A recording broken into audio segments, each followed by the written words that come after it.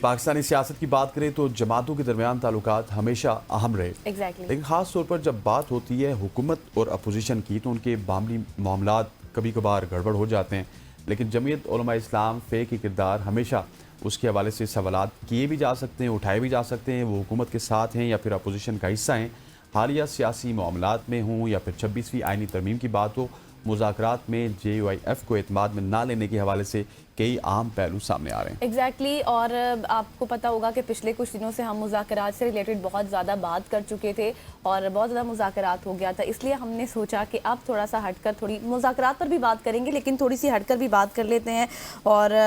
جے you آئی فے اس وقت کس position پر ہے، کیا اس کا سیاسی کردار ہے؟ ہمارے ساتھ اسٹوڈیو میں ہمیں جوائن کیا ہے سردار زادہ میر سعید جان لانگو صاحب نے۔ Thank you for being on the show sir. اور سب سے پہلے تو آپ سے یہی پوچھنا چاہیں گے کہ جس طرح سے ابھی مولانا فضل الرحمان صاحب بھی مسلسل تنقید کر رہے ہیں، چاہے وہ اپوزیشن ہو چاہے وہ حکومت ہو، کیا کردار ہے حکومت اور اپوزیشن کے درمیان میں جے یو آئی فے کا؟ آپ خود کو کس طرف دیکھ رہے ہیں؟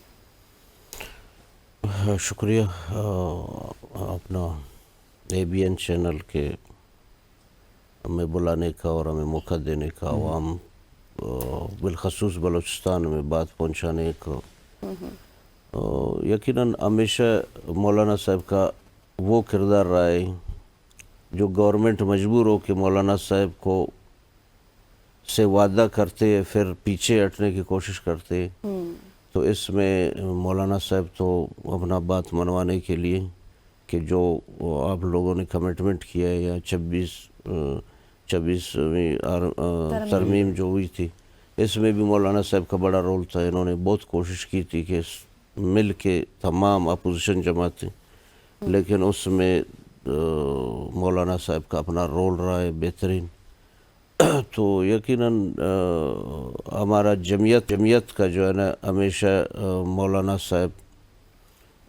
حکومتی اس میں ہمیشہ ان کا پازیٹیو رول رہا ہے اور کرتے رہے، اور اہم ضرورت بھی ہے اس کو حکومت کو مولانا صاحب کا اس ٹائم۔ لیکن جس طرح غزل نے سوال کیا سر کہ 26ویں آئینی ترمیم میں تو مولانا صاحب مجبوری تھے، پھر مدرسہ والا سین بھی آ گیا، اس میں بھی مولانا صاحب کا ہمیں بیانات دیکھنے کو ملے، لیکن ایک بہت بڑی ڈیولپمنٹ ہو رہی ہے مذاکرات کی پاکستان تحریک انصاف اور گورنمنٹ کے درمیان،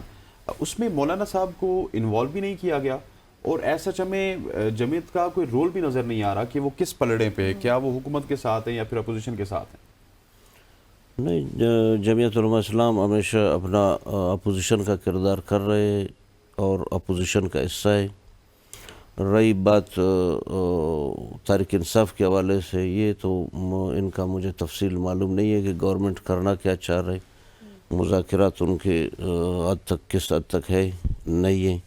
لیکن جب بھی مولانا صاحب کا اپنا کردار ہوئے گا یا جمعیت کے طرف سے کوئی کردار ہوگا وہ بخوبی اپنا نبھانے کا کوشش کریں۔ لیکن سر سوال یہ بھی اٹھ رہا ہے کہ تھوڑی سی جو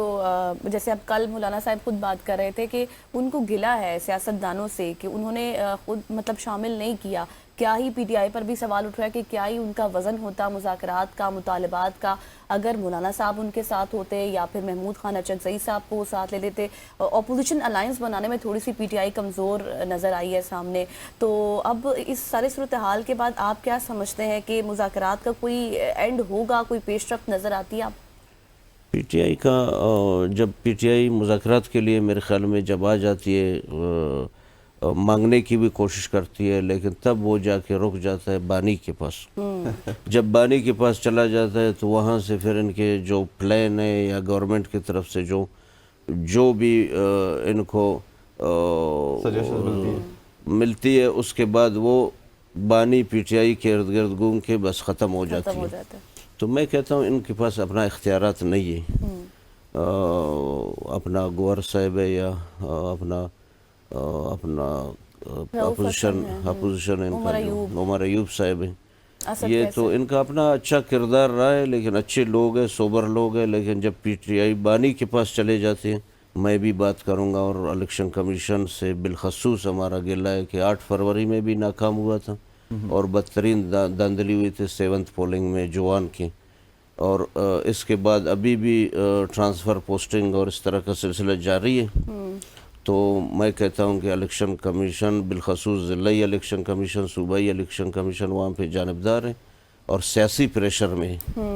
جو کہ آرٹیکل بھی بتاتا ہے ان کو کہ آپ نے الیکشن ٹائم پہ کرنا ہے، لیکن وقتاً فوقتاً انہیں کینسل کر رہے ہیں۔ 23 تاریخ کا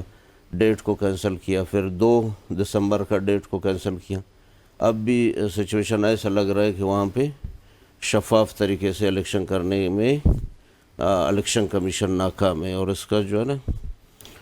میں کہتا ہوں کہ اس کا رد عمل بہت خراب سر ابھی نکلے آپ گا۔ الیکشنز کی بات کر ہی رہے ہیں، اس سے پہلے کہ میں بلوچستان کی صورتحال پر بات کروں، تھوڑا سا مجھے یہ بھی بتا دیں کہ جس طرح کل مولانا صاحب نے بھی کہا نا کہ کیا یہ جو حکومت ہے، یہ کیا الیکشنز جو ہوئے تھے 8 فروری کو وہ صحیح الیکشنز ہوئے تھے؟ کیا حکومت کے پاس ان کا مینڈیٹ ہے؟ تو آپ بھی سمجھتے ہیں کہ موجودہ حالات میں جو ہے مطالبہ، جس طرح پی ٹی آئی بھی یہی مینڈیٹ کا مطالبہ کرتی ہے، آپ بھی یہی مطالبہ کرتے ہیں کہ الیکشن کی طرف جانا چاہیے، اور کیا ملک اس کا متحمل ہو سکتا ہے؟ نہیں، میں اوورآل اگر دیکھا جائے بلوچستان میں بالخصوص ہمارے حلقے میں، اور بہت سے حلقے ایسے ہیں جو کہ 45 کا حلقہ ہے، حال ہی میں الیکشن ہوا تھا، پھر بدترین داندلی سامنے آیا تھا الیکشن کمیشن کی طرف سے، اور اس میں آر او اور D R O election commission نے اپنے سے دیے تھے۔ پہلے تو انتظامیہ سے لیے تھے، اس دفعہ انہوں نے اپنے سے دیے تھے۔ ان کا جو اپنا اسٹاف کے لوگ تھے، انہوں نے تاریخ کا بدترین داندلی فارم 45 عثمان پرکانی کو ملے، اس کے باوجود 47 رات کو جاری کیے گئے